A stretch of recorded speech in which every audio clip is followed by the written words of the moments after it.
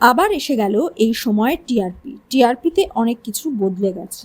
Rating চার্টে প্রথম দ্বিতীয় স্থানেও বদল এসেছে। প্রথম স্থান অধিকার করেছে জি বাংলার পরিণীতা। 1 থেকে 10-এর মধ্যে এতদিন রাজত্ব করছিল চিরদিনই তুমি যে আমার। এই সপ্তাহে সেরা 10 থেকে ছিটকে গেছে। তাই ভোল বদল করছে কাহিনীর। আর্যর প্রথম স্ত্রী রাজনন্দিনী ফিরে এসেছে, কিন্তু সে মানসিক ভারসাম্যহীন। অপু মনে করে কিঙ্কর অনিকেতের সঙ্গে ষড়যন্ত্রে যুক্ত আছে। সেটা বিশ্বাস করতে নারাজ রাজলক্ষ্মী। রাজনন্দিনী বাড়ি থেকে বেরিয়ে দুর্ঘটনার নাটক করে রাজলক্ষ্মী এবং আর্যর মন জেতার চেষ্টা করে।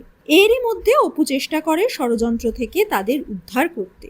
রাজলক্ষ্মী অপর্ণাকে আর্যর জীবন থেকে চলে যেতে অনুরোধ করে। অপর্ণা চিঠি লিখে বাড়ি ছেড়ে বেরিয়ে যায়। চিঠিতে লিখে যায় তাকে ভালোবাসলে আর্য যেন তাকে খুঁজে নিয়ে আসে। আর্য তাকে খুঁজতে গেলে রাজনন্দিনী তাকে আটকে দেয়। আপাতত কিছুদিনের জন্য চিরদিনই তুমি যে আমারের নায়িকা রাজনন্দিনী অর্থাৎ পায়েল।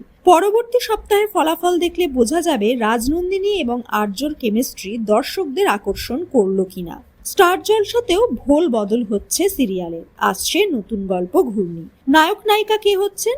নায়ক গীতা এলএলবি খ্যাত কুণাল শীল, নায়িকা নবাগতা অম্বিকা মালাকার। আগে জানা গেছিল নায়ক নীল ভট্টাচার্য হবেন, তবে সেটা নিছকই গুঞ্জন। নতুন নায়ক নায়িকা নিয়ে প্রমোশুটও হয়ে গেছে ঘূর্ণি।